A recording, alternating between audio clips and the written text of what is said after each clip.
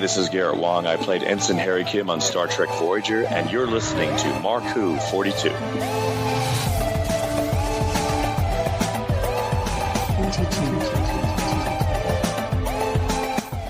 Welcome to Mark Who 42. That's right, Mark Who 42 here on Krypton Radio. I'm your host, Mark-Baumgarten, and last week I gave my co-hosts a week off. Well, you know what? They are such good guys that this week they've given me off. So this week, Christian-basel, Kayla-ascolillo, and patty-hawkins are going to interview someone I think you'll really like. You may know him as Ensign-Kim from Star Trek Voyager, or you know him by his real name, Garrett-Wang.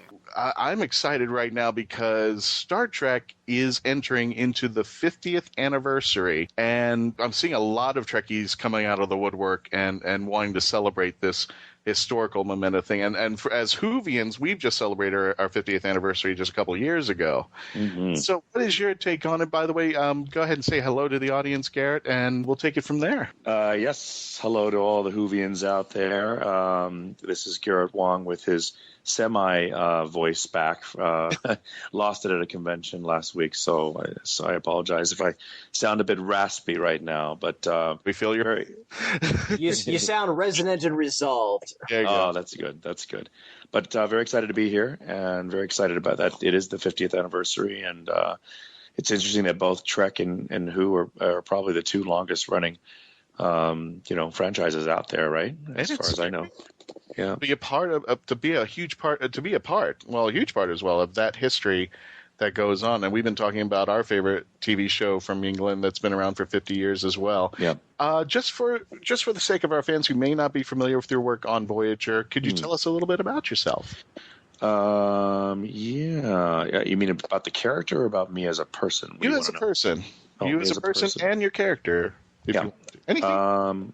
Well, character-wise, I played Ensign Kim, Ensign being the most junior officer of the crew. I am the operations and communications officer, different from other Trek characters throughout the different franchises, the different series. I hold two positions, whereas most of the other characters that you are familiar with in the Trek world have one job to do. For instance... Sorry, I just had that Sigourney Weaver moment from Galaxy Quest, and you go, "I have one job to do." Yeah. Do it. That's how. So what I like to tell people is that Kim is operations and communications officer. In Next Generation, the operations officer was Data, but there was no communications officer. In the original series, there was no operations officer, but there was a communications officer, Uhura. So as a joke at conventions, I say that Kim is the love child of Uhura and Data. So, nice. That's how I started up. There are worse characters. Yes. Now I'm thinking Uhura and Sulu were in the back room just a little bit too longer than I expected. But we got you. Here you go. Then. Yeah, yes. Were you a fan of sci-fi before you took your role? Yes. It's funny because a lot of fans make the incorrect assumption that all the actors in each sci-fi show or fantasy show is a fan of the genre, but that's not true. Right. Most of the actors are usually just quite actors. opposite. Yes, it's quite opposite. Yeah. For instance, a very funny story, Robert Beltran, who played Chakotay on Voyager, before he got the chance to audition for Voyager, he actually auditioned for one of the Star Trek films that Leonard Nimoy directed. And he went into the audition, and Nimoy said, "Thank you so much for showing up. And do you have any questions before we begin the audition?" And my buddy Robert Beltran said, "Oh well, yes, I do have one question. What is a Klingon?" at which point Nimoy rolled his eyes and just looked at him, and he says, "Can we just begin?" He didn't even want to. Wow. Thanks for coming. Yeah. Wow, and this is coming from Nimoy, a guy who spent a lot of his years running away from Trek iconography. Wow. Yeah. But again, to his credit, and again, to the credit to everybody else on the staff, again, as an actor, you take the job, you ask the questions, and you guys ran with the ball as far as they would let you. Yeah. And for me, I've always been a huge fan of science fiction and fantasy. And I would say that of the 40 some odd Star Trek main actors that are alive today, only about 10% are fans to begin with. Myself, Will Wheaton, Tim Russ, Tuvok from my show, Carl Urban from the new J.J. Abrams universe, and that's about it. So, but yeah, so I've always been a huge fan. I would say Walter Koenig might fall into that list. Maybe.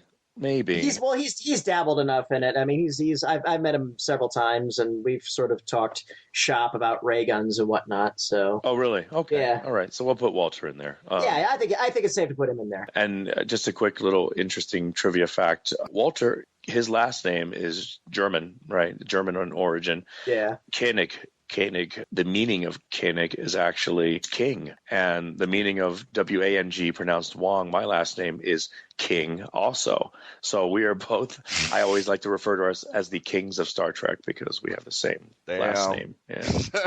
There you go. Wear your crown with pride and joy. There you go. Again, there are worse titles to have in Trek fandom. There are.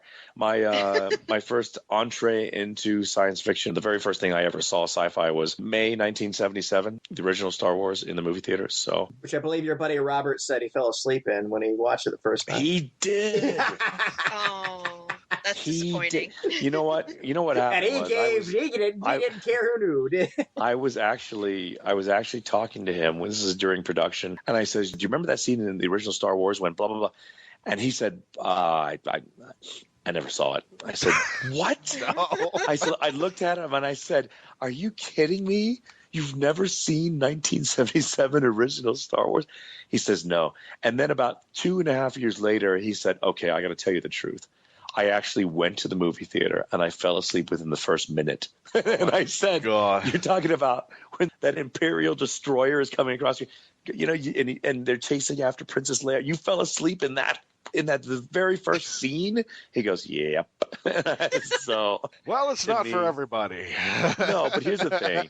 You know what? It's funny because of all the actors, the one actor who had the most trouble with the technobabble on Star Trek was Robert Beltran, because let's face it, I mean, you're always going to do a better job when you're passionate or you're in love with something, right? I mean, if you're really into something, the end result is always better. And so for when it comes to sci-fi, that's not his jam. He's not into it at all. So a lot of the technobabble lines, in television, we don't have the luxury of feature film where you can have 30 to 70 takes.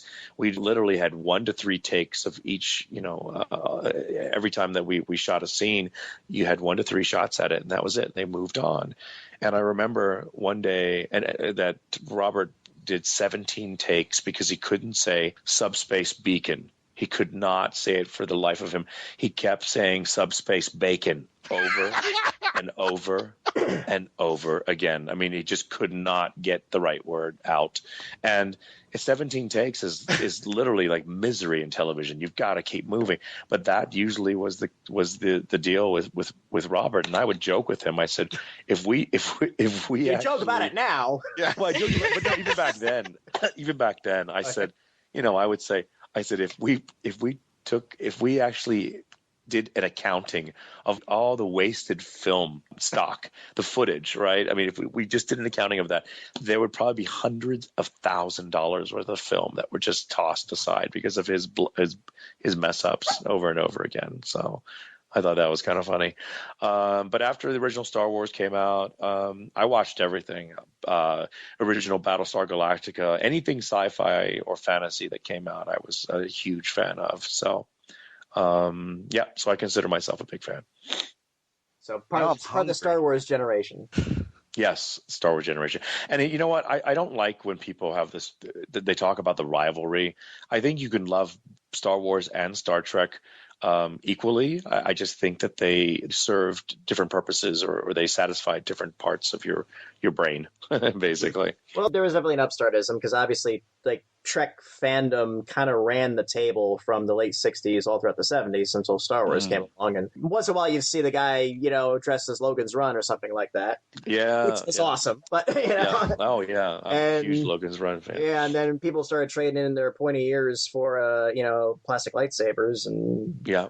then it took off. But and I think it's leveled off now. Well, Right. you see this now. There's a fandom at conventions is so fractious, which whenever I give lectures or do my geek comedy act, I always say at the end, you know what? When I first started going to conventions in the early 80s, you used to come here to find things you didn't know existed, and now everybody's just in their own little geek clique. And I'm like, go to a panel, go to something you've never seen before, stick your head in the door, go by some actor's table you've never seen before. Like, hey, so what's the show you're about? And sometimes it sinks in, and sometimes it may not. But Patty, who do people say you sound like in the Hollywood actor world? Who do you get? I don't know, but I've had so many voiceover people tell me, you got a great voice. I'm going to steal that. And so I keep waiting for, annoying cartoon characters to have my nasal, hey, how you doing? Oh, no, someone stole the kids singing the Magic Candy Cane. What's coming to mind, I'm blanking on the actor's name, but in X-Files, you know how whenever Mulder and Scully would go to the group of really nerdy guys, yes, the lone gunman, the actor with the glasses and the blonde hair, that guy. Oh, the one that looked almost normal. No, yeah, the one that looked like Garth from Wayne's World. Yes, he's a very funny guy. I'm blanking on his name right now, but you guys share similar tonal qualities of your voice. So, I don't know how I just end up as nasal affectation. I mean, I have my regular announcing voice like this. Oh, I like that one. That's good. I can't. It's hard to say the word. You're in the sci-fi bug. When did you get bitten by the acting bug? In college. At university, I went to school at UCLA. Ooh. And I was pre-med, and then after that I had to do some soul searching, and I tried to I went from biology to poli-sci because I thought maybe I'll go to law school. Then I went to history, then econ, and then East Asian study. I just kept moving, I just kept moving. You were a lost soul, weren't you? I was. I really was. I was, and I remember I told my parents. Acting or ROTC, huh? Well, I told my parents. I said, I think I'm going to give acting a shot, and they, my mom dropped the phone. She was so pissed off. She just said, "What?" I said, "Well, yeah, I don't want to go to med school any longer." She was, "Well, then what's wrong with going to law school or getting your MBA?" I said, "Well, because I have no interest in that, And she said, "Well, all right. If you're going to go into acting, you tell me of one Chinese American or one Chinese man who's made it in Hollywood." And I said, "Bruce Lee." And then without skipping a beat, she said, "He's dead. Pick another." Like that. And at that time, I couldn't answer that because at the time, Jackie Chan and Jet Li, who are not Asian American, they're Chinese nationals, right? They had not even come over here. Yeah, so I couldn't answer that. So I had a tough time convincing my parents that acting was the way to go. I was about to say, I think at that time, maybe the highest profile might have been Mako. George Takei. Sorry, George. But there's also the guy that, oh my gosh, guys, what's his name? He's been in so many different projects. He was in Blade Runner. He was in Revenge of the Nerds. He was in Big Trouble in Little China. He played I know Lopan. who you're talking about. That guy. I know who you're talking about. And that guy. And I'm completely blanking on his name right now. It's funny because I saw him at an Asian Americans Award or benefit show, something like that. And he walks up to me and he's like, "So, what do you think about having me come in as your uncle or your grandfather?" And I'm like, and I look at him and I'm thinking, dude, we're in the middle of the Delta Quadrant. We don't have any other characters that can come in. James Hong. James Hong. Yes, yeah. There you go. Yeah. And he's one of those, what I call the Hugh Laurie character. He's in every movie. Yes. Whether you like it or not, he's somewhere in a movie. True. And then the reason why I mentioned Hugh Laurie is because he finally had his one moment on House. But I had to convince people. That one moment was 9 seasons. He finally had a starring role that finally demonstrated everything. But then I bring back like an old show from BBC, like he's British.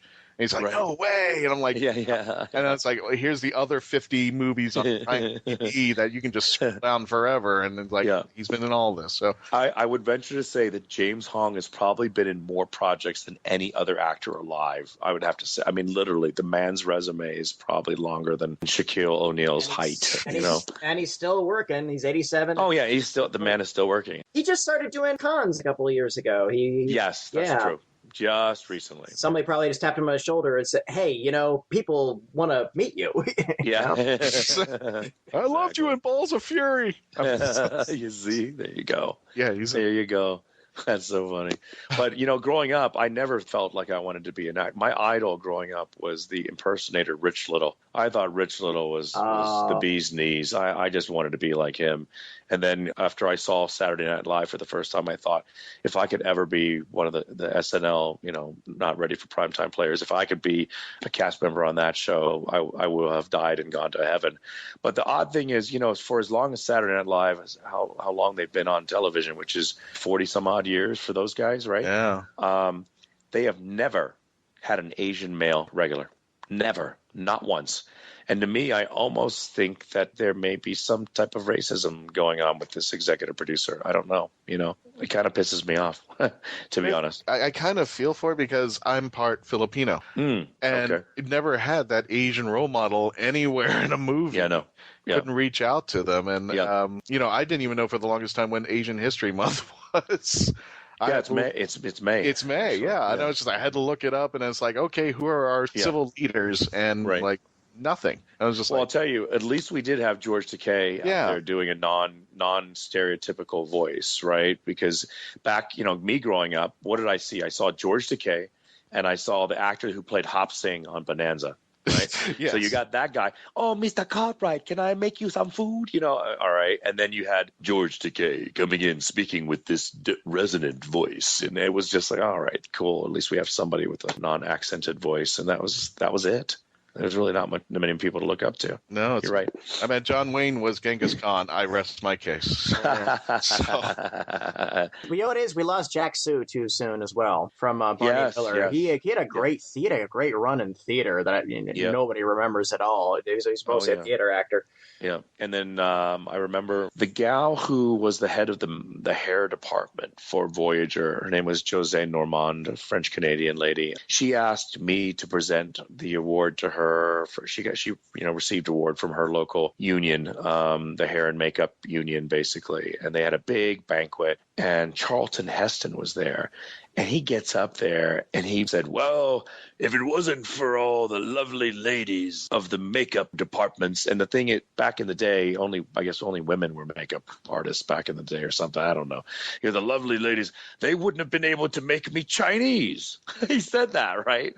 He played Chinese in something. And I was so pissed. So I got up there when it was my turn. And I wanted to kind of say something directed at him. But unfortunately, I was told that he had left before I got up there. And I got up there and I said, well, unlike my esteemed colleague, Mr. Heston, and I said it was such just sarcasm. I said, I don't need anyone to make me look Chinese because I already am Chinese. I said that in front of thousands of people. So I was excited about doing that. So, and for me, I've always been the Asian that speaks up. I don't want to be the quiet Asian in the back that just sort of doesn't rock the boat. I'm always the Asian that kind of like says, hey, what's the deal here? Why are you acting racist? And a lot of that has to do with my background. I was born in California, but moved to Indiana after 2 years. 2 years in Indiana, then I moved again, Lafayette. Okay, I was. My dad got his. Where were you? I grew up in Richmond. Okay, my dad got his PhD from Purdue, and then I ended up in Bermuda, the island of Bermuda, for 6 years, which is in the British Commonwealth. So I went to a British private school, had a British accent, and then after that, Memphis, Tennessee, for 8 years. Graduated high school from there, and then headed back out to California for college. This is weird because my family moved to Memphis as well. Whoa, Patty! Look at these parallel universes we have here. But unlike you, I was made painfully aware every day that I was not Caucasian. So Memphis really did a number on me. And I think that... Hey, you only heard my voice there, sir. You don't know what I got. I'm kidding. I am white as a bucket of paint, trust me. Okay.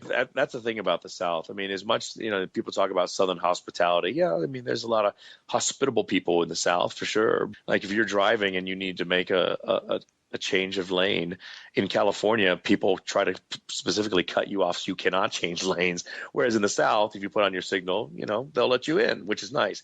But when it comes to race, you are made glaringly aware of what box you've been put into. And I was called a racial epithet every day of my life for 8 years there, by strangers, by other classmates, school people that were in the same school. I would be made painfully aware that I was not white and called a name every single day. And that was difficult. That was really difficult. Like in the South, guns are a big thing. Like almost everybody gets a gun. When they're 13, when you're 6, you get a BB gun. By the time you're 13, you've got something that could kill somebody, right? Yep. But I couldn't. I remember begging my parents for a BB gun. I said, look, I really want a BB. They wouldn't give me a BB gun because my mom kept saying, you're going to end up shooting your sister. You're going to shoot your sister. So I finally got a BB gun at the age of 14, right? I mean, so late in Southern years, to get a BB gun. And the first day I had it, guess what happened? I ended up shooting my sister by mistake. Oh my God. I hit her in the leg, right? And she goes, you shot me. I'm going to tell Mom. And I dove at her feet, grabbed onto her legs. She's walking and dragging me towards the house. And she's crying and I'm bawling, going, please don't tell Mom. And I remember crying so hard that she finally shut up and she looks at me and how pitiful I was. She goes, okay, just let go of my leg and shut up. I'm not going to tell Mom anything, So that was the end of that. Wow. But I always say that from the amount of racial, the bullying that I received, thank goodness there were no guns in my household, because I could have been the original Columbine back then. I could have just gone to school and just shot everything up, because I'll tell you, when you're a kid, you do not have the capability to protect yourself or to deal with bullying, especially if it's on a daily basis. It's very hard to swallow that pill. Back then, that was like a lot of things today. That was kind of a taboo subject. It was that, hey, toughen up or whatever. And there was no, maybe it was an odd after school special or something, about it, or on 8 is enough, but Yes. Yeah, that was just it was an ignored subject, and I can't imagine twice as bad for you, again, given your ethnicity. Yes, I mean, do you guys remember that there was an ABC after school special a movie called My Bodyguard, and in that that wasn't a special, that was a full movie. Oh, full movie, excuse me. Yeah. And it was starring fantastic. The guy that plays Jane on Firefly, Adam Baldwin. He played the bodyguard, and I watched that movie and I said, why can't I have someone like that to protect me? I wish I could have had that guy there. But I will say this much: for those 8 years, every day of being bullied racially, I do honestly believe that everything that happens, even if it's negative, there is always a silver lining. There is always something. It always ends up setting you up for something else later. Okay. People always say, woe is me, this has happened to me and that's happened to me and I can't pay my rent and I can't do that. Well, negative things happen oftentimes because the universe has to show you one side of it before you can see the other side, right? And the payoff may be years down the line, because the payoff for me was this: when I did start getting into acting, my motivation was very, very clear. It was, I want to portray a non-stereotypical character so that somebody watching my show, or whatever movie that I play, that non-stereotypical character, whoever's watching that will see that. And then they'll say, okay, all right, so he is playing someone just like me. So basically, if someone watches Voyager, they're going to say he's Starfleet first and Asian second. Right. He's a Starfleet member of Starfleet first. And so my hope was this, that some Asian kid or any other ethnic kid walking down the street in Memphis would be spared the bullying and racial epithets that I had to endure because of my role on Voyager. And so because my motivation was purely about, I really, really, really wanted to portray a non-stereotypical role to try to stop bullying or racist comments in the South and anywhere else in the U.S.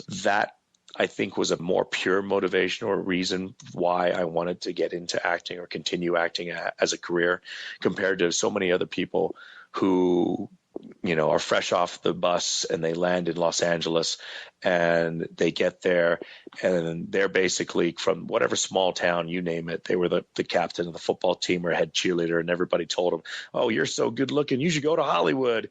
They head out there for two things: fame and fortune. That's it. And I think the universe kind of doesn't, it's not that fame and fortune is a bad thing, but I don't think the universe as it is, as if you talk about as an energy, as a positive energy, I don't think it really smiles upon that when your only motivation is, I just want to have a crap ton of money and I want to be famous. I mean, compared to where for me, I said, I just want to stop other people suffering from being bullied. I think that the universe smiled upon that. And Voyager was my 30-second audition. And if you want to put that into perspective, Luke Perry, from the time that he booked Beverly Hills 90210 to the time that he booked the prior role before 90210, it was 214 auditions, something like that. Wow. 214 between 90210 and the other job that he booked, So I got very lucky. It happened very quickly for me. It dovetails nicely into your impetus for getting into acting. Roddenberry's dream is, again, his attitude was that Earth is completely over all this stuff. Mm-hmm. Maybe the universe isn't, but his idea was humanity on Earth was just over everything that socially plagues us. Which you could criticize that new versions of Trek may be snipping on that, but that's probably that's a discussion we don't have to go into. Yeah, I mean, Roddenberry's vision was it's amazing, right? I mean, he really set forth something that was very, very utopian, very much like, okay, we're going to get past all this like ridiculous petty issues that we are dealing with right now. I mean, we're going to get past gender issues, race issues, wars, civil wars. We don't need any garbage, right? What is that in his mind? That was it's immaturity. I mean, he when he accepted his star on the Hollywood Walk of Fame, he talked about Earth or humanity as being infants or only children in the scheme of things. And he says, just imagine what we can be as human beings when we finally mature, when we finally get past all these petty differences that we have. So yeah, I mean, that's why I believe that Star Trek is required viewing by everybody. And so when I read an interview that J.J. Abrams says that he never got Star Trek and his favorite thing was Star Wars and he never understood Trek and he wasn't a big fan of it when he was a kid and still not really a big fan of it now as an adult, I feel sad. I feel bad for him. I'm like, really? I mean, it's a blueprint for a better way to live. It really is. It really is. And it's so sad well, that's how I felt about the second one. The first one, his first of his reboot, I was significantly impressed by. Most of it, the fact that it didn't throw away the old canon. As a matter of fact, it even said, and the biggest criticism I always have of reboots is that you're cutting off the emotional tether that fans have for what they fell in love with. Right. The reboot basically said, no, not only does the original Star Trek continuity exist, it has to exist, and we need it for this story to go through. And that blew my mind at how well thought out it was. The second one, though, yes, I felt the sadness of nobody gets this. That was what I walked away with. Yeah, and sadness was the word. I was more sad than angry. Yeah, and I agree with you. I did like JJ's first film because I felt that the casting was fabulous. The pacing of that feature film was great in terms of fast scene and then slower scene, like this the young Kirk, young Spock, right, and then back to a fast scene, slow scene. I was not happy. When JJ was filming the first Trek movie, he basically said, look, if you happen to have worked on any other Star Trek incarnation, whether it was TNG, TOS, any Star Trek movie, as a cameraman, visual effects, makeup artist, editor, actor, except for Nimoy, anything, you are not allowed on my Star Trek. And I thought, wow, Star Trek is about being inclusionary, not exclusionary, but inclusionary. And then JJ sets up that, that was his little decree that he set out. And in fact, when they had the premiere for the first Trek movie that he did, the actual Hollywood premiere, he invited nobody from the Trek world that exists. And I was pissed as hell. I thought, this is ridiculous. Every right to be. Gene Roddenberry's son, Rod Roddenberry, he's the one that he made the announcement. He goes, hey, guys, I think this is a bunch of baloney that Abrams is not inviting anybody to his premiere. So I have a copy of the film. I'm going to premiere it. I'm going to show it at the Paramount Studios screening theater. And I'm inviting everybody.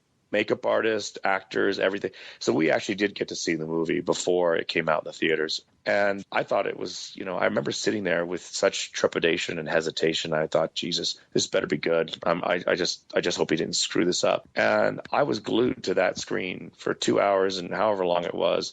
And not once did I look down at my cell phone or my, anything. I was glued. I loved it. Loved it to the point that I actually ended up seeing that movie, I think 14 times in the theater. 14 times. Because the day after that, I flew to Cape Canaveral. I was invited to a space shuttle launch. So I came down to Florida to watch the launch. And guess what was playing at the IMAX theater at Cape Canaveral? Star Trek, the movie, right? So I was like, I'll see it again. So I saw it there, met some people when I was at the launch and told them that they should watch it. And they were telling me that they were staying up in Orlando. So I met them in Orlando, saw it at an IMAX theater there, went to LA, saw it at a theater in Malibu, flew out I was in Netherlands. I was in Amsterdam. I took a train for an hour to the outskirts of, I took a train to the only IMAX theater in the Netherlands, right, to go see it there. I saw it over and over and over and over again because I thought it was so amazing. And each time I saw it, it was so funny because I would be getting tickets and the people that were buying tickets in line in front of me would turn around and see me and they would flip out. They were like, "What are you doing here?" "Oh, seeing a movie. What else?" Yeah. And they're probably going, "Aren't you in the movie?" Yeah. Don't you own a screener or something? And then getting popcorn, same thing. Admiral Kim somewhere. Oh yeah, like, what are you doing? Yeah, are you great grandson somewhere? Oh yeah, no, totally. But I would sit with whatever fans were getting popcorn in front of me. I'd say they'd turn around like, "Oh my God, you're here!" I go, "Yeah, I'm by myself. Can I sit with you guys?" They're like, "Yeah, sure." So I'd sit with all these fans to watch the movie. Now the second movie comes out, and I'm sitting in the theater, and I take a selfie of myself, and I tweet. I said, "All excited to see JJ's second movie. Can't wait for it to start. It's about to start." And there's a picture of me smiling, right? The movie ends, and I delete that tweet. I just delete it because I was so pissed. I thought, oh my God, this was full of cliche. And then you could just tell at that point, JJ already knew he was going to direct the next Star Wars movie. And I felt like that's all he gave a crap about. He was like, I can't wait to get finished doing this Trek and get right on my Star Wars thing. Correct me if I'm wrong. He when he first started with Trek, the idea was that he wanted to own the whole thing, kit and caboodle. Like he wanted to become the Trek guru, and he was talking about like doing series and producing that. And then when he found out, really, then apparently when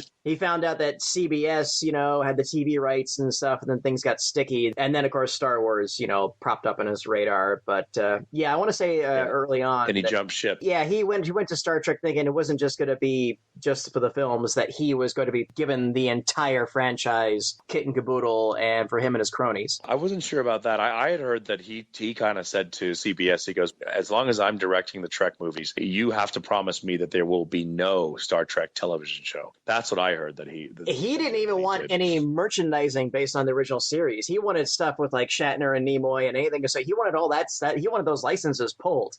Which I thought was an absolutely insane demand, unless he was just trying to get fired, which I wouldn't put past him. But yeah, right. Well, that's possible too. Like what you hear? Well, there's more coming up after these messages. We'll be right back with more of Mark Who 42's interview with Garrett-Wang.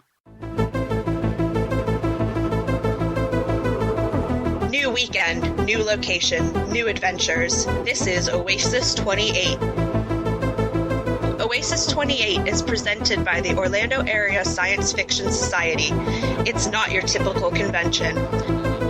Oasis 28 is Orlando's fan-operated science fiction convention that brings you the fun and excitement of speculative fiction in all its forms. Friday, April 22nd to Sunday, April 24th at the DoubleTree by Hilton Hotel, Orlando East, and parking is free. For prices, information, and to obtain discounted tickets, visit oasfis.org/oasis. Sign up to volunteer and get special membership rates. Oasis 28 supports anti-bullying and promotes a cosplay-safe environment.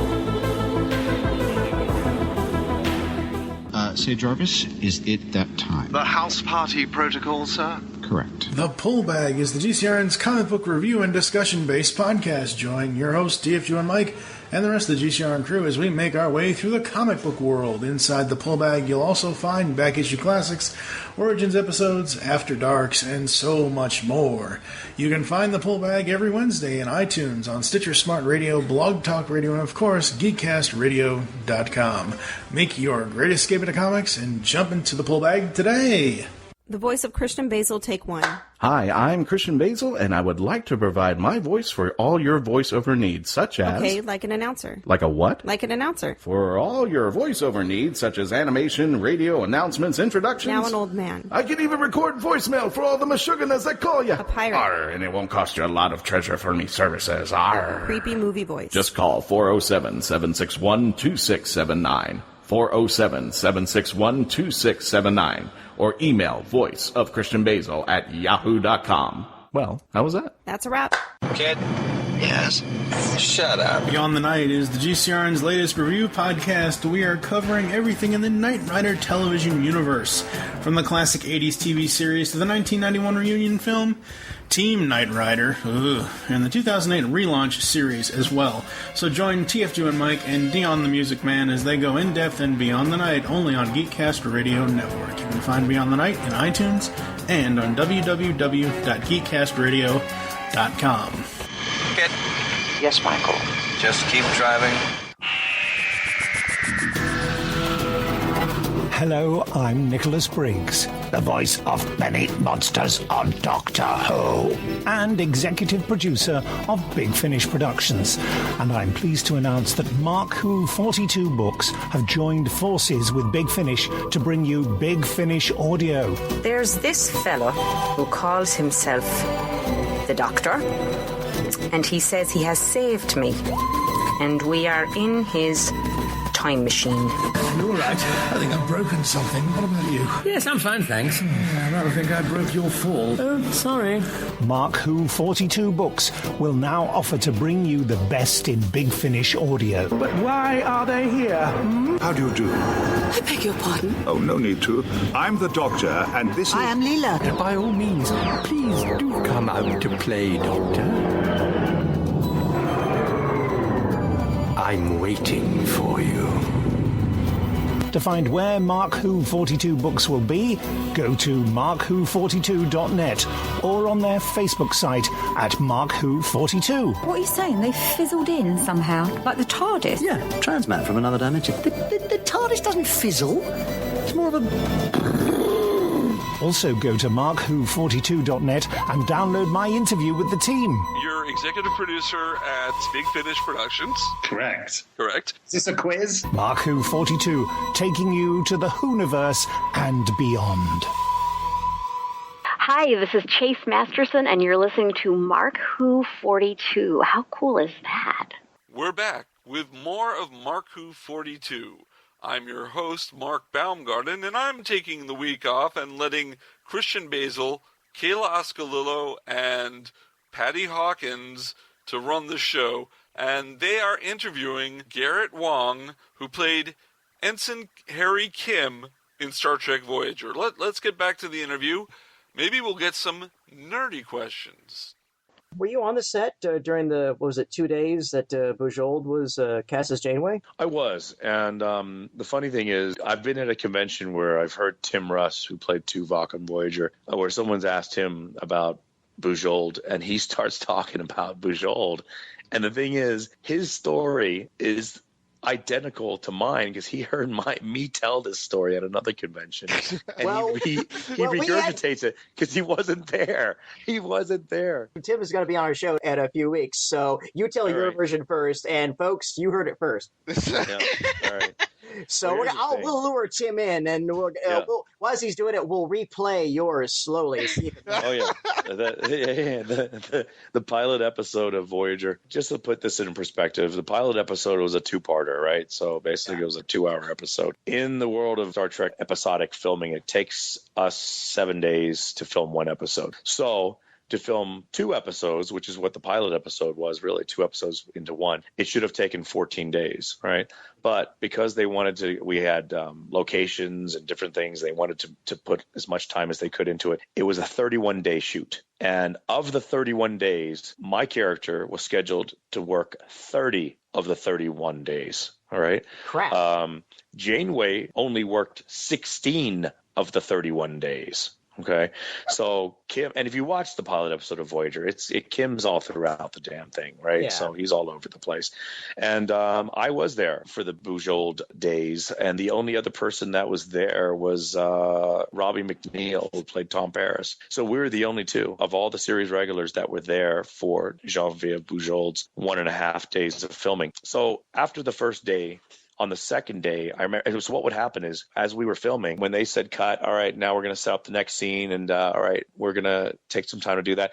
She didn't linger. She went straight to her trailer and just buttoned it up and everything, and didn't come out until we had to film. And so she didn't really hang out to talk to anybody. And I remember one thing that was a little bit difficult was that when English is not your first language, oftentimes when people who are from other countries speak English, they will take a pregnant pause before any words that are difficult for them, right? So either there are these $2 college words that are difficult that people will take a pause on, or in the case for Geneviève Bujold, it was technobabble stuff. But it would be even basic things, like she would say something like, she would say, and I'm making this up, but it would be something along the lines of, like, she would say in her French Canadian accent, she would say, Mr. Kim, hand me your phaser. Like that, she would, before she would say phaser, or meet me at the turbo lift, like that. She would have this a little bit of a pause because she was sort of like, oh. And I felt, wow, that's going to be a little difficult, because let's face it, modern day Trek is filled with technobabble, and we're talking about Berman era. So we're TNG, DS9, Voyager. There's a lot of technobabble there, right? I mean, to the point where that's what a lot of people get turned off by. And I always tell them, it's like the first time you read Shakespeare when you're in 7th grade, you don't get it at all. But the more you read Shakespeare, finally the meaning comes through. It's the same with Trek. If you let the technobabble affect you, you're not going to get anything. But if you let that fall to the side, all of a sudden you're into it. You get into it. So she was having issues with that.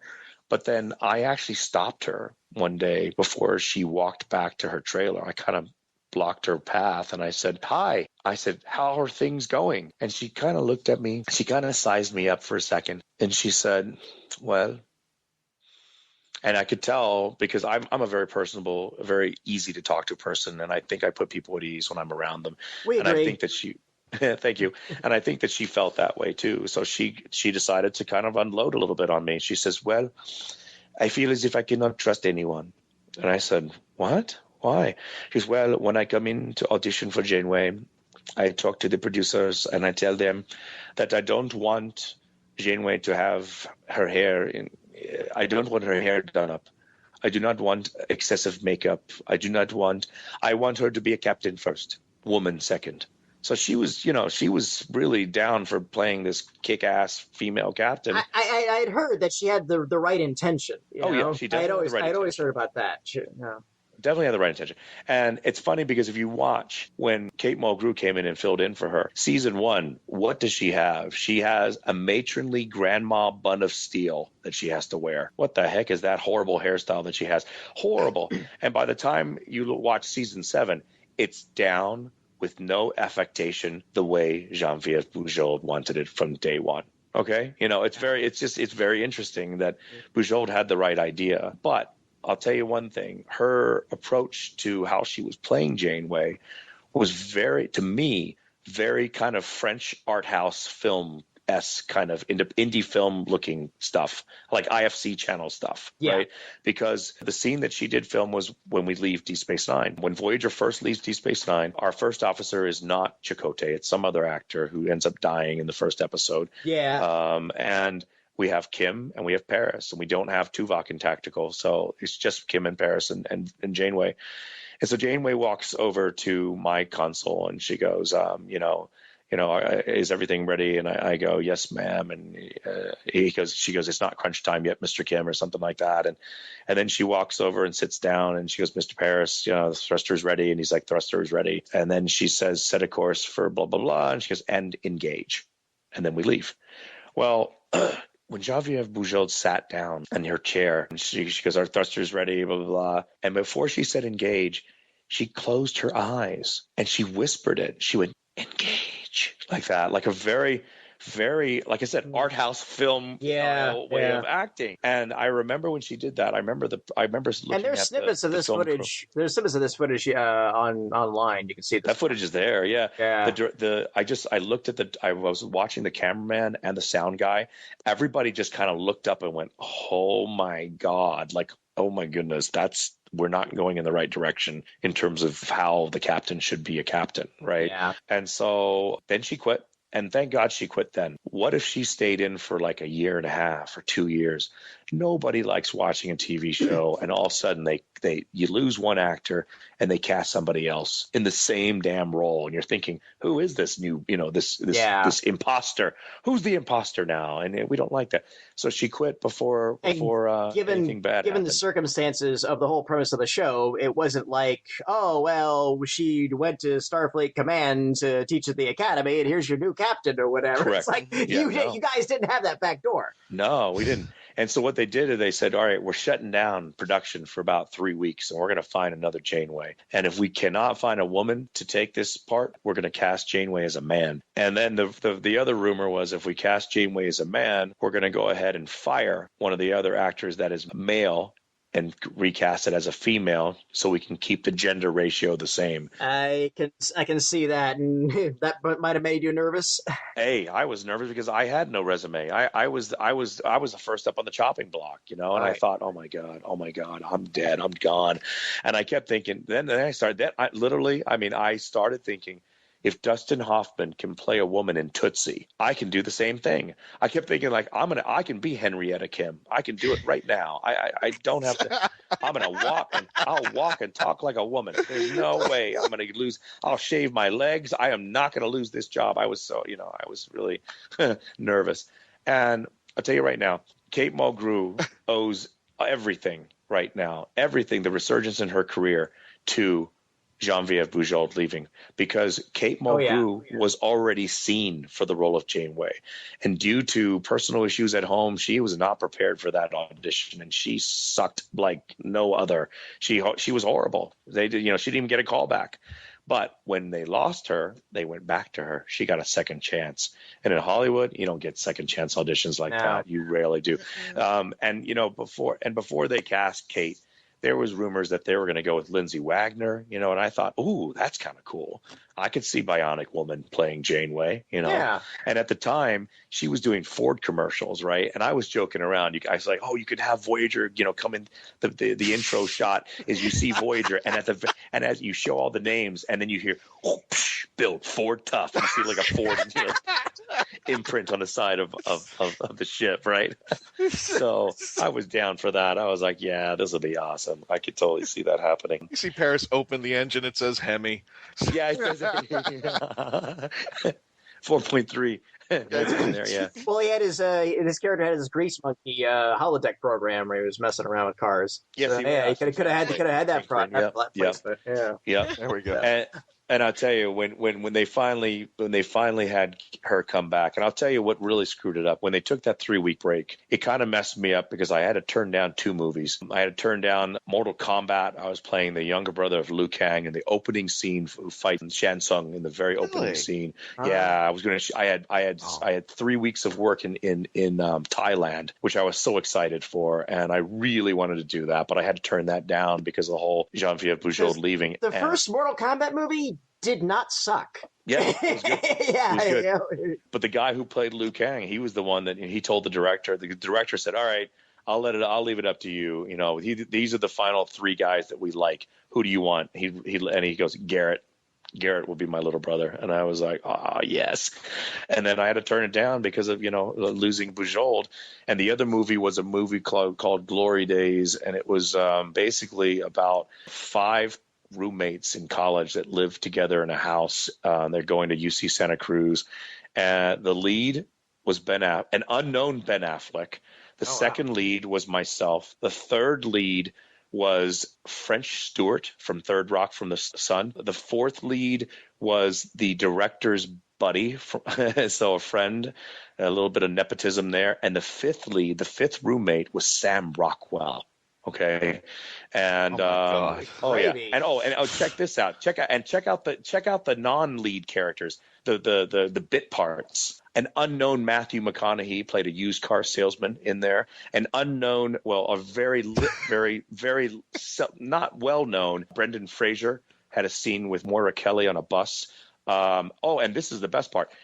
In the movie, because we're all college students, in the movie, there is a character that we make fun of, that we laugh at, and he has no lines. He just kind of crosses the camera, and we all point at him and kind of pick on him, and we call him the Baader. And the reason why we call him the Baader is because he's a guy that literally spends, 17 or 18 hours a day masturbating, basically, right? So we call him the Baader. That role was played by Matt Damon. Unknown Matt Damon. Wow. Matt Damon. Yeah. The Baader. Oh, God. Just thinking, my God, what was he doing on Mars all that time? You're bored out of your mind. That's a completely different movie. But yeah, I gotta ask this, otherwise the fans will kill us. What would be your favorite episode going back, either because of the story or maybe just something that was going on while you were filming? Wow. Favorite episode of Voyager? We'll say Voyager, yeah. Yeah. Looking back on it now. Probably the 100th episode, which was timeless. And Kayla, I think you may have already seen that. I believe so. That's the one where the ship crashes into the ice planet? Have you seen that one yet? Yes, that one was really good. Yeah, that one, I'll tell you, that one jumps between time. It jumps between current time in Voyager and then 15 years in the future. So you see more of a distraught, darker Ensign Kim that's 15 years older that I had to play. So I really got a chance to do some acting in that one, because the problem with having an ensemble cast that's as large as Voyager's ensemble cast, we had 9 series regulars. That's larger than TNG's cast, Deep Space Nine, TOS, and Enterprise. We had the largest cast. If you have 9 series regulars, you just don't get enough episodes for good character development.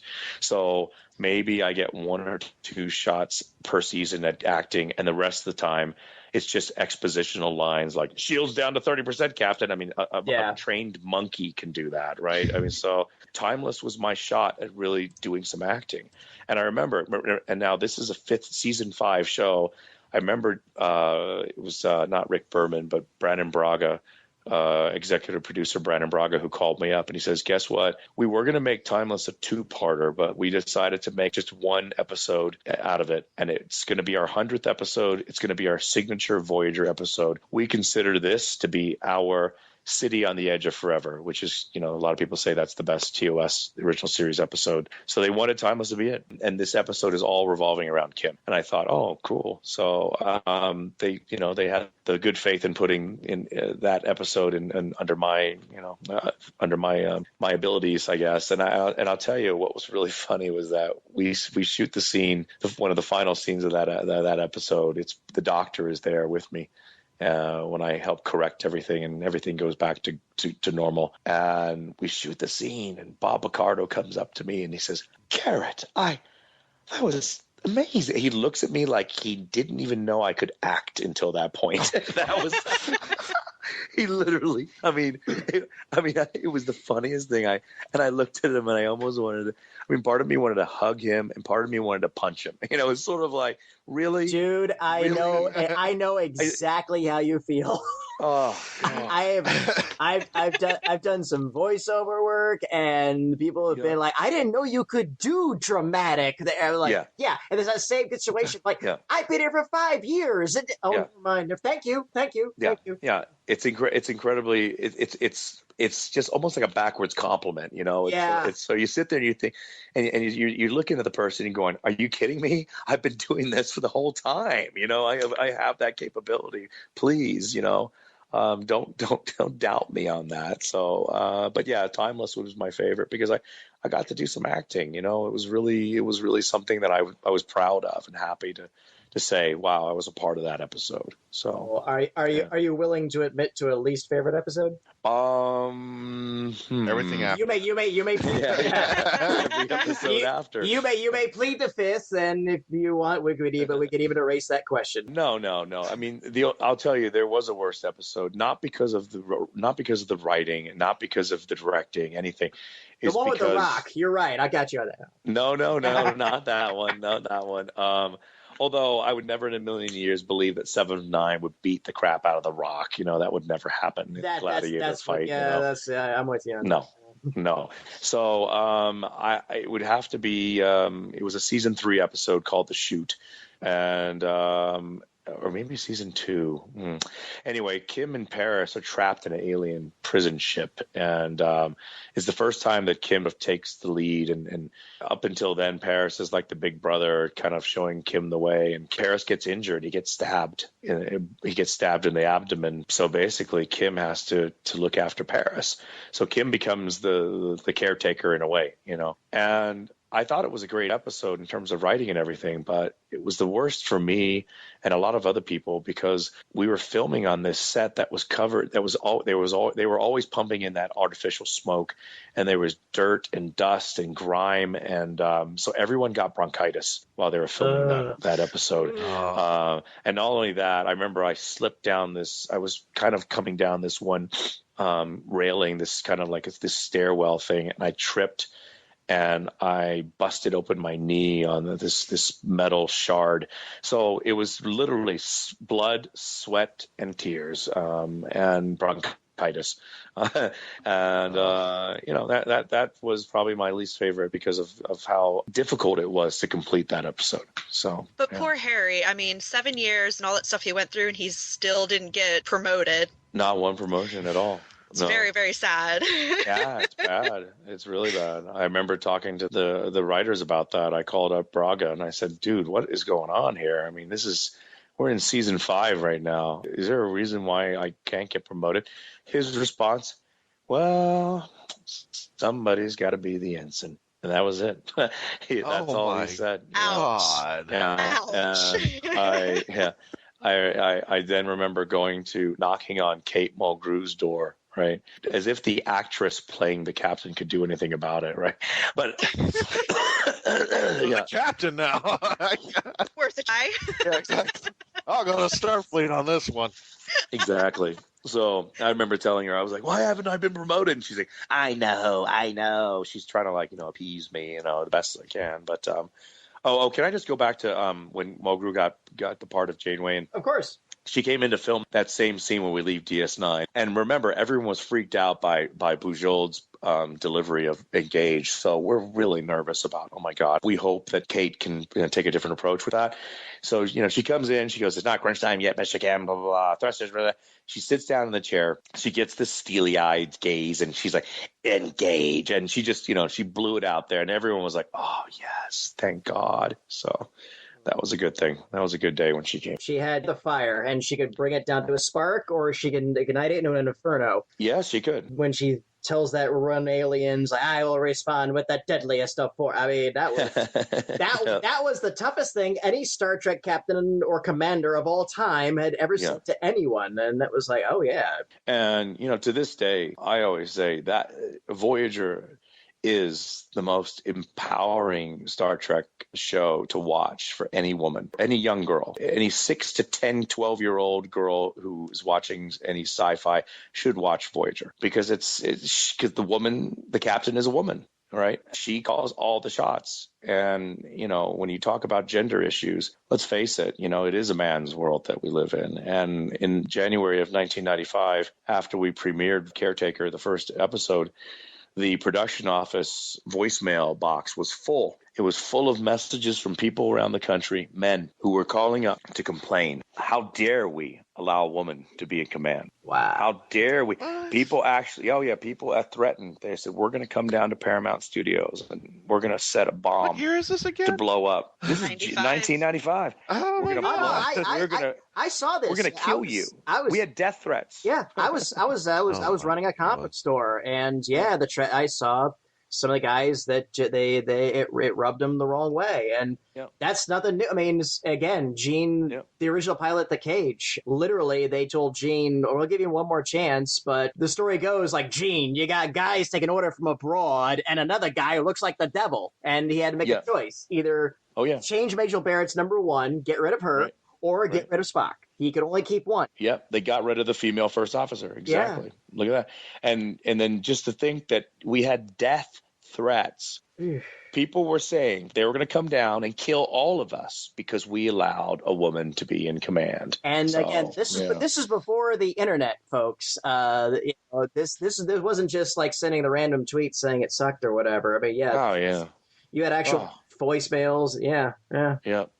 Like, did you see the episodes before this Voyager thing? I mean, do you understand what Star Trek is? Yeah, I know. Wow. Again, it's the difference between their fans that love something and their fans that love something, but they never they don't understand it. And there was a lot of that Trek fandom that thought everything was Wrath of Khan and Captain Kirk monkey flipping bug-eyed monsters. Exactly. And that was Star Trek to them, and they didn't. They went along with DS9, and it was curious, too. I knew guys that would watch Voyager, and I suspect because it had a white captain, regardless of the gender, but I knew one guy was like, well, how about DS9? I was like, I don't watch DS9. And he refused to answer my question as to why. I eventually kind of figured out he couldn't handle Avery Brooks. And I was like, this is it's tough. Dragging, kicking, and screaming, we go forward. Yeah, no. So, like I said, I mean, there's still to this day there's people that have issues with gender and race issues. That's why I think that Trek is required viewing. Man, people should watch it. People should watch it. Well, not just required viewing, but required understanding. Yeah, required understanding. It's one thing to watch it; it's another thing to actually get it and interpret it in your own life. Yeah. What do you got coming up in the future? There's a movie called Unbelievable that has a whole bunch of Star Trek alumni in there. So imagine the movie Airplane, that kind of slapstick humor taking place on a lunar base instead of a plane. Airplane 2. Yeah. Kind of Airplane 2. But the crew, it's the main crew of this group, this quartet. It's myself, Tim Russ, Tuvok from Voyager, Chase Masterson, and a marionette puppet resembling Shatner, Captain Kirk. Oh boy! Yeah. I read about your handshake incident with him. The chat. Yeah, that was interesting. Kayla, did you have a question? Yeah, Kayla, you didn't ask anything. Kayla, ask something. You were so interesting to listen to. All right. I was distracted. Are you still involved with the with DragonCon in the producing capacity? I am. You know what happened was DragonCon has different tracks of programming, right? So Trek Track was run by a gentleman by the name of Eric Watts for 17 years. He was the director of Trek Track. And for one reason or another, they parted ways and let him go. And at that point, I sent a letter to Pat Henry, the chairman of DragonCon. I sent an email and I said, hey, what do you think of me as your new director of Trek Track? Because what happened was 2009 was the final year that Eric Watts was the director of Trek Track. And I remember being on stage and I said something to the effect that it took them 6 years to invite me back, that my first DragonCon was in 2003. And I thought, oh my God, this is amazing. And to this day, I tell people, I say, DragonCon is the 8th wonder of the world. And I have a lot of different fans walk up to me at various conventions telling me that their dream is to make it to San Diego Comic-Con. And I tell them, don't waste your time, earn your money, because San Diego Comic-Con, there's 250,000 people there. Of the 250,000, 249,000 are 13 years old, sweaty and in your way when you're trying to get to the bathroom, okay? Yeah. And they're running around trying to get freebies from all these booths. Every major studio is down there hawking their latest crappy sci-fi film, Tron, whatever, trying Tron Legacy. You know, I mean, I went to my first San Diego Comic-Con in 2005, and I said I'd never go back again, because San Diego was the promised land. It was supposed to be the time when everyone in the comic book business got together, all the editors, all the talent, Alan Moore, Mobius, the guys from Europe, would fly on out, and this was the time to network. And when I went in 2005, Marvel wasn't even there. And when I literally heard, attention, the panel for Balls of Fury will be in room 107, that was the beginning of the Hollywood carpetbaggery. And I was, And here's the other thing, though. If there is a panel that let's just say the Big Bang Theory cast is there and you want to watch them, well, be prepared to camp out overnight. Yeah. Okay, in order to get into that room. And that's not fun for me. No. And here's the other thing. After everything's said and done, they close down the convention hall. There's various parties around, but for instance, Sci-Fi Channel had a party, and I remember they wouldn't let me in. It's so all of a sudden this Hollywood red carpet or New York nightclub exclusionary, doorman kind of crap thing is going on at San Diego Comic-Con. That was exactly that kind of crap. When I was there, it was all about who's going to go to the Cartoon Network Adult Swim party. Oh, you're not going? You didn't get an invite? And I'm didn't get in? What? I was like, what the hell is this? This is what we has come from the outside world to get away from. Exactly. Conventions by nature are supposed to be for geeks to have fun and inclusionary, not like, well, you're not allowed to be in our party. Yeah. And that's what San Diego Comic-Con's all about. So everyone who tells me they want to go to SDCC, I tell them, don't waste your time. Go to Dragon Con. Dragon Con has programming from 10 a.m. in the morning all the way till 8 a.m. the following day. Okay, so you have a 10 a.m. to 10 p.m. for the tracks, then nighttime programming from 10 p.m. to 3 a.m. Then there's a rave that starts at 3 in the morning that goes to 8 a.m. I mean, you cannot beat Dragon Con, right? I went to my very first one this past year. Oh, so now you know. I'd never gone before. I was dating one of the guests, actually. So I got the red carpet treatment. I stayed in a nice room. I had access to the green room upstairs. I poured Michelle Nicole's vodka and tonic because everybody was too busy fawning over her. It's like, let me get you that drink, dear. Did you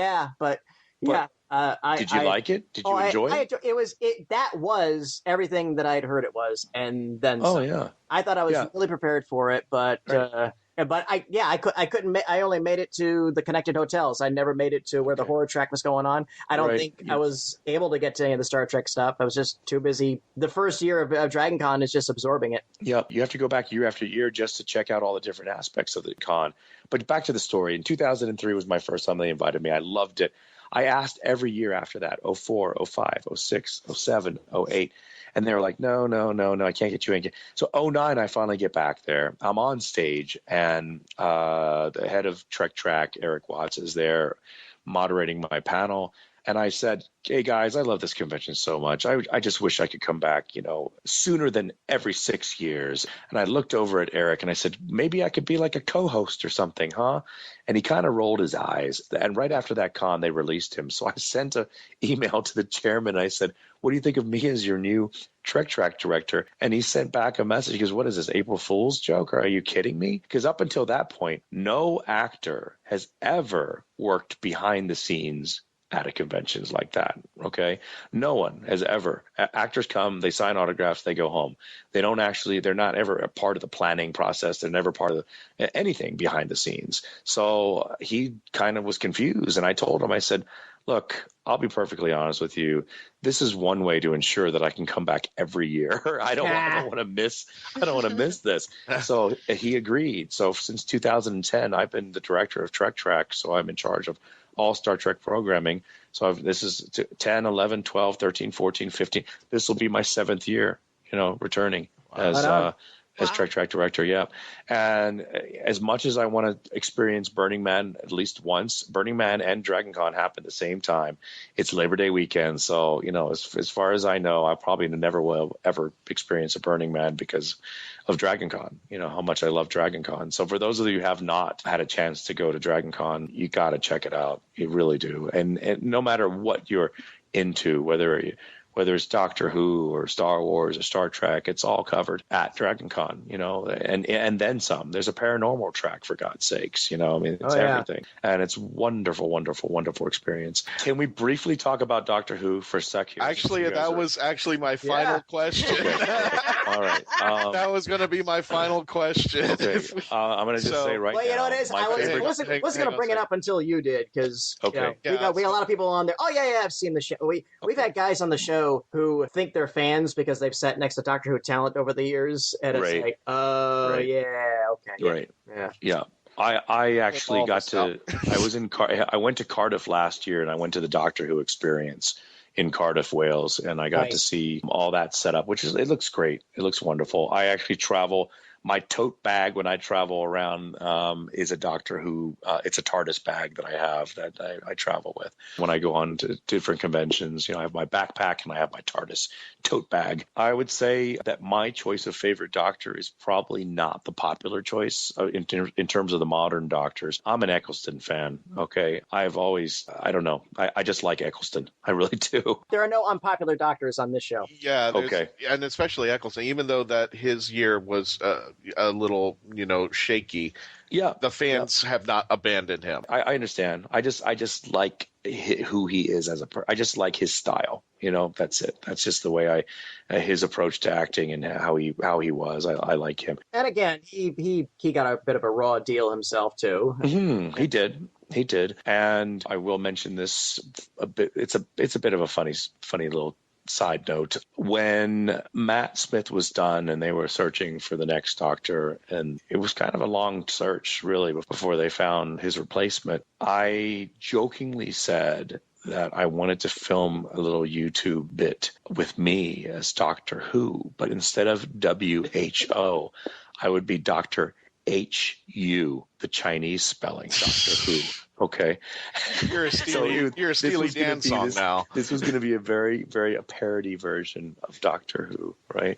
So instead of my TARDIS would have been an oversized Chinese takeout box, okay, that I would come out of. Instead of using my sonic screwdriver, it would be my sonic chopstick. Right, so this would be my tongue-in-cheek. This would be my Scrubs version of Doctor Who, if you get my take, or my Galaxy Quest, but not even Galaxy Quest. It would be my Brooklyn Nine-Nine. It's that more satirical type of to make people laugh. Really, that's kind of what I wanted to do. Have you ever seen? There is a video out there, and I think it's a Japanese Doctor Who, and essentially they took Doctor Who and martial arts and put it together, and that Doctor Who is just literally kicking Dalek butt, literally. No way, that's hilarious. I'm sure you could probably YouTube it and say Japanese Doctor Who, and it'll pull up. It is hysterical. Oh God, that's hilarious. As you were talking about, we were talking about the Asian influence. Yeah, we actually interviewed. I don't know if you're familiar with him, G. Cho, who's the only, I think, Asian actor, or at least we know of, the Asian companion who's been on the show. Wait, which guy? Sorry, G. Cho. He was in one episode when they rebooted Doctor Who for the TV movie. Oh, when he was a companion with Paul McGann. It was the only time I can think of right now that, definitely that he's the only Asian companion in there. But wow, I didn't know that. You need to get out there more. Yeah, I need to check that out. Huh? Yeah, it would be nice to see a little bit more ethnic diversity in the choice of cast members in Doctor Who. That'd be nice. They're starting to. They're really starting to. They're trying. Yeah. Well, cool. Anyway, I would like to say thank you to all of you guys for a wonderful time, and absolutely. I think we covered a lot of different things, and we had a good talk. Absolutely. You're welcome to come back anytime you like, boss. Awesome. And hopefully we'll see you at Dragon Con this year. Oh, yeah. Come by and say hi, for sure. I'd like to thank Garrett-Wang for coming on our show, and you guys did a great job. Wow, we had Ensign-Kim from Voyager here on Mark Who 42. We're not just Doctor Who. We sometimes do go beyond the Whoniverse. Anyway, that's our show for today.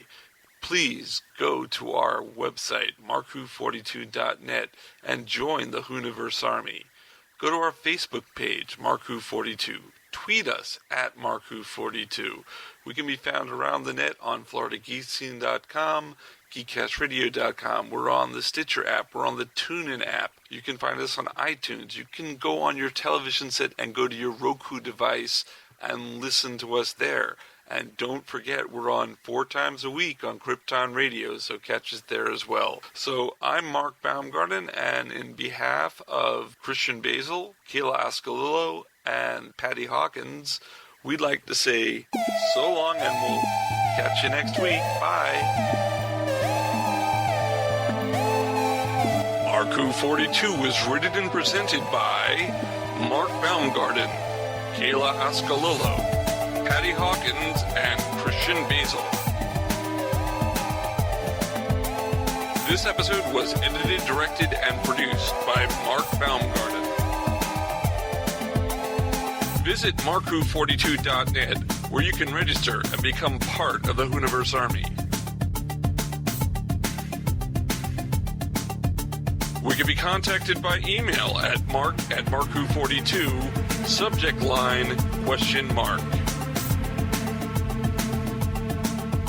If you'd like a chance to be a guest on our radio show, send an email to our Media Relations Director, Christian Basel, at marku42media@yahoo.com. You can have Marku 42 entertain at your next event or convention. Go to heroesonhand.com/Marku42.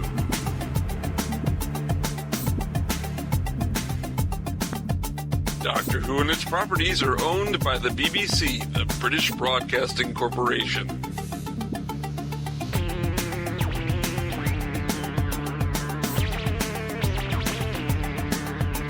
This show is owned and copyrighted by Mark Baumgarten 2016.